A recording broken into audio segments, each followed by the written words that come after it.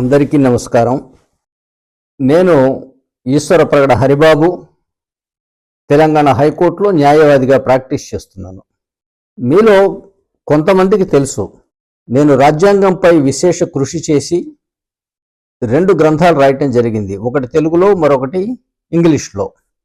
తెలుగులో భారత ప్రజల మగు మేము, ఇంగ్లీష్లో Indian politics versus Indian constitution అనే 2 గ్రంథాలు రాసి నోషన్ ప్రెస్ చెన్నై వారి ద్వారా పబ్లిష్ చేయటం జరిగింది. ఈ పుస్తకాలు ఈ రోజున ప్రపంచవ్యాప్తంగా ఆన్లైన్లో అమెజాన్, ఫ్లిప్కార్ట్, కోబో, నోషన్ ప్రెస్ వంటి ఆన్లైన్ ప్లాట్ఫామ్స్లో ఇవాళ లభ్యంగా ఉన్నాయి. నేను ఈ రాజ్యాంగంలోని అంశాలను రాజ్యాంగ పీఠిక నుంచి మొదలుకొని రాజ్యాంగం చివరి వరకు ప్రతి ఒక్క అధికరణం పైన కూడా వ్యాఖ్యానం చేయాలని ప్రారంభించాను. ముఖ్యంగా ఎక్కడెక్కడైతే రాజ్యాంగ అధికరణాలు దుర్వినియోగానికి గురైనాయో, దురవగాహనకు గురైనాయో, దురుపయోగానికి గురైనాయో వాటిని గురించి హైలైట్ చేస్తూ ఈ రాజ్యాంగ వ్యాఖ్యానం నడుస్తున్నది.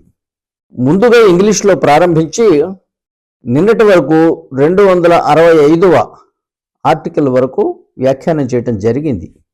అయితే ఒక ఆలోచన వచ్చింది కదా, అంటే ఇంగ్లీష్తో పాటు తెలుగు కూడా సమాంతరంగా చేస్తే బాగుంటుంది అని ఆ అభిప్రాయంతో ఈ రోజునే రాజ్యాంగ పీఠికతో మన వ్యాఖ్యానం ప్రారంభిద్దాం. భారత రాజ్యాంగం రచించడానికి 2 సంవత్సరాల 11 నెలల 18 రోజులు పట్టింది. రాజ్యాంగ కమిటీ రచనా కమిటీకి అధ్యక్షుడు డాక్టర్ బిఆర్ అంబేద్కర్ గారు. ఈ రాజ్యాంగాన్ని రాజ్యాంగ సభలో 26 నవంబర్ 1949 ఆ రోజే పాస్ చేయటం కూడా జరిగింది. కానీ 1950 జనవరి 26 నుంచి మన రాజ్యాంగం అమల్లోకి వచ్చింది. మీకు తెలుసు, సమాజం చట్టాలపై నడుస్తుంది. రైలు పట్టాలపై నడిచినట్టు సమాజం చట్టాలపై నడుస్తుంది. చట్టాలు ఉండాలి, చట్టాలను ప్రజలు అనుసరించాలి, లేకపోతే అది చట్టబద్ధ పాలన అవ్వదు. అందువల్ల భారతదేశంలో ఉన్న చట్టాలన్నిటికీ కూడా భారత రాజ్యాంగం మాతృక.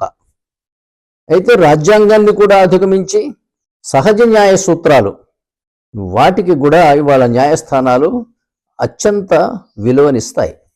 మరి ఈ రాజ్యాంగానికి ఉన్న ముఖ్య లక్షణం ఏమిటి అంటే, దీని ముఖ్య ఉద్దేశ్యం ఏమిటంటే, ముఖ్య ఆశయాలు ఏమిటి అంటే రాజ్యాంగ పీఠికలోనే పొందుపరచబడ్డాయి.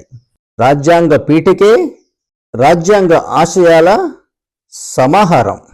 ఒక్క రాజ్యాంగానికే కాదు, ఏ చట్టానికైనా సరే ఒక ప్రియాంబుల్ ఉంటుంది. ఆ చట్టం ఎందుకు తయారు చేస్తున్నాము అని. ఒక చట్టమే కాదు, ఒక కంపెనీ ఆర్టికల్స్ ఆఫ్ అసోసియేషన్ చూసిన, ఒక పార్ట్నర్షిప్లో చూసిన ఆబ్జెక్ట్స్ క్లాజ్ అనేది ఉంటుంది. ఆబ్జెక్ట్స్ క్లాజ్లో ఒక రకంగా రాసుకొని తర్వాత వచ్చే అధికరణాలలో దానికి వ్యతిరేకంగా రాసుకుంటే అవి చెల్లవు.